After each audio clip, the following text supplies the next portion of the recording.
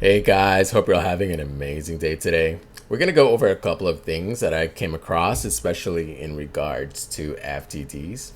Before we start the video, I want to thank all of you for tuning in today, and I want to shout out everyone that watched yesterday's video, which is performing really well.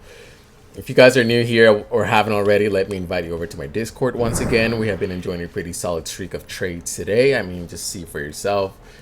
Discord has, entry signals for penny stock scalps. We have option trades as well, and we have a large amount of educational material as well for, whether you are new or, you're an experienced trader and want some, pretty complex material. We have all of that available for you for free.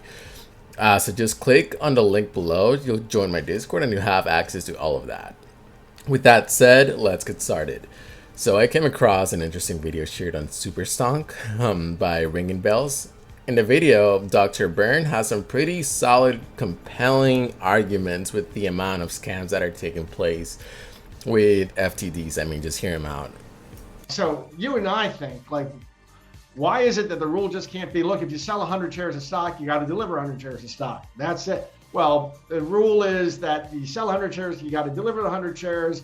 Unless the sun's rising in the east and this, that, and the other thing. There's all these carve-outs and exceptions. And so guys like Goldman and Ken Griffith get away with failures to deliver that persist for months or years, and they roll them over like kiting a check. Dr. Patrick Byrne actually talked about share lending at an APIN conference in 2017, I believe it was, where he exposed Goldman Sachs. I'm going to show you that interview in a moment, and I highly advise that all of you guys stay watching, because you guys need to watch that interview. And I'm going to post a big clip of it later in the video. It's absolutely going to blow your mind, but first I need to give you guys some context, because this stuff is pretty wild. I mean, check it out, and credit to Adam from Market Realist for what I'm about to say next. So long before the Wall Street bets highs of GameStop and AMC, another notable short squeeze grip the trading world, flying under the radar perhaps due to attention spans being shorter than they have been due to being locked during the pandemic. Overstock saw itself in the middle of a short sale dilemma. However, this story doesn't involve an army of retail investors. Instead, this short squeeze was the battle between a CEO alone and the short sellers that he despised.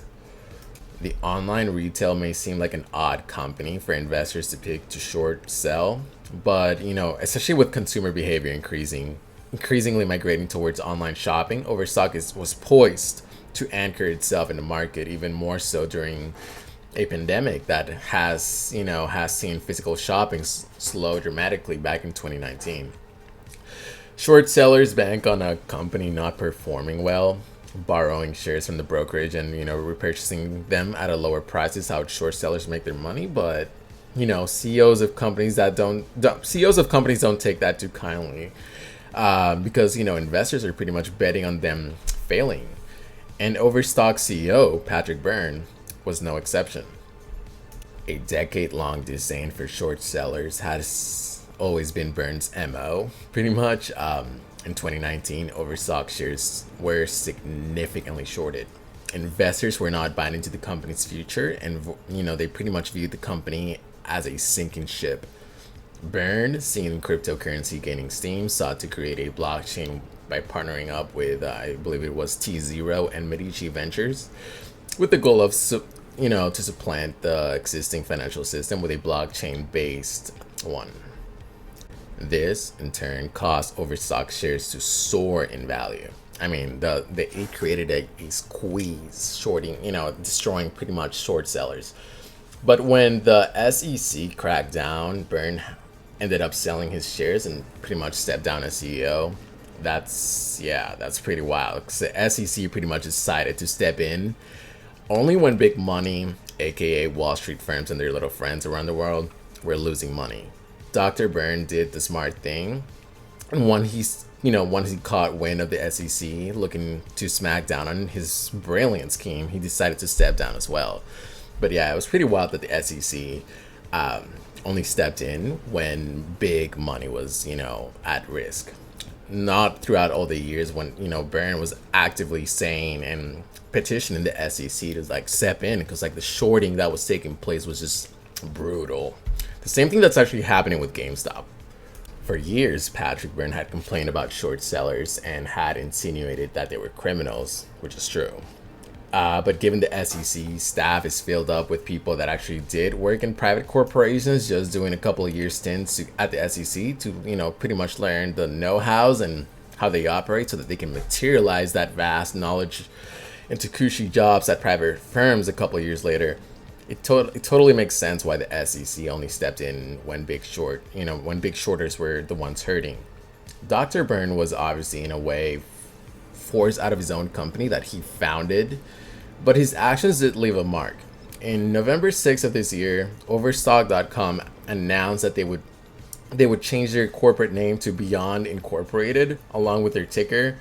They ended up transferring their shares into the New York Stock Exchange as well. And from what I have seen lately, the company is pretty much stable and doing really well. I share this story because many of you guys are under the impression that this whole GME and AMC saga began in 2021 and that it was the first of its kind. And even though the circumstances surrounding, GameStop in particular are very unique, some of its aspects and the things leading up to it have actually been around for a while. I mean, this whole thing with Overstock happened in 2019 when they pretty much beat hedge funds at their own game. And if that company did it, there's no reason why GameStop will not repeat it. Fellas, I'm about to show you a 7-minute clip of this amazing conference where Dr. Byrne himself explains and breaks down just how corrupt these organizations are, given he himself championed a fight against them in which he won in the end. I know many of you low attention span TikTok generation smooth brain apes will not watch this whole thing through its end. So let me say thank you for at least watching this video through this part.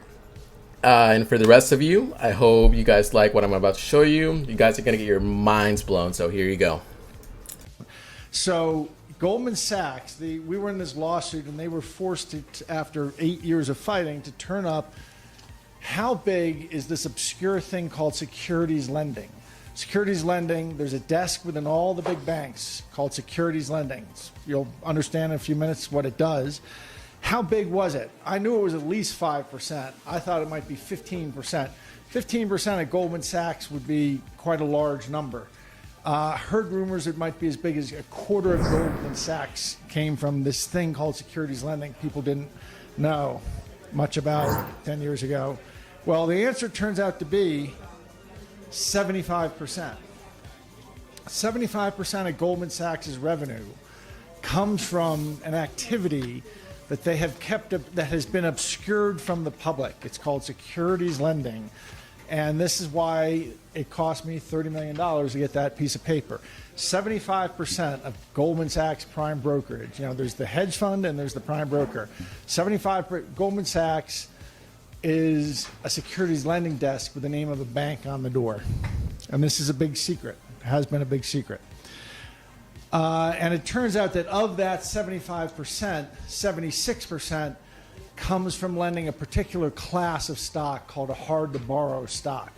So it turns out that this is Goldman Sachs' business. And I think the same is true for the other 5 big prime brokers on Wall Street. No reason to think this is any different. About that's 3/4 of their revenue. And by the way, since the securities lending desk tends to be a couple small number of guys named Joe and Tony and Louie from Staten Island, the expenses are very, very tiny. So while it's 75% of the revenue, my guess is it's about 100 to 150% of all the profit of prime brokerage on Wall Street comes from this area of people. That's this really obscure little corner of Wall Street. This is how it's supposed to work. Securities lending. You know what short selling is probably. Short selling is when you're always told people borrow stock and then they sell it. Well, that's the idea. But in reality, in our market, all they have to do is locate stock that they'll be able to borrow, then they can sell, and 3 days later when it's time to deliver, they get the stock that they located and deliver. So it's really the whole thing comes down to locates, this thing called locates. Did they get a locate on stock before they short sold it? So imagine a pension fund has some stock. They custodian it with a large prime broker. The large prime broker sees that there's a short seller out there who wants it to short sell. They will give a locate. They will tell that short seller, okay, you're good. You want to sell 100,000 shares of Lumber Liquidators. Go ahead. We have located the stock for you. You can go ahead. And so I'm depicting that as the transfer of the locate is this symbol you see there. And let's say the short seller pays $20 for that.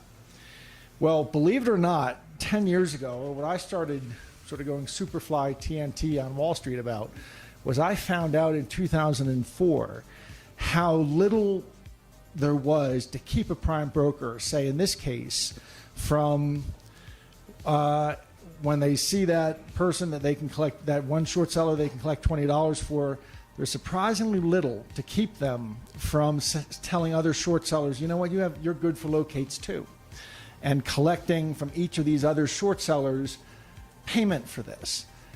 Well, some more short sellers end up with locates and then can sell into the market than there is actual shares. And you'd be amazed how little there is in the systems to prevent them from doing this.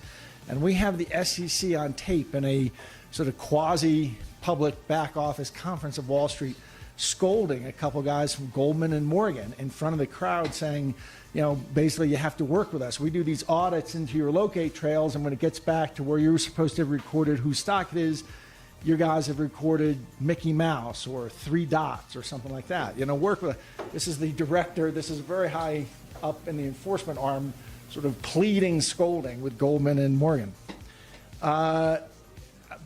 In part because of the attention we started bringing to this about 10 years ago, the pension funds started getting smarter and saying, if you're making money loaning our stock out, we want a piece of the action. We want you to kick back 30% to us.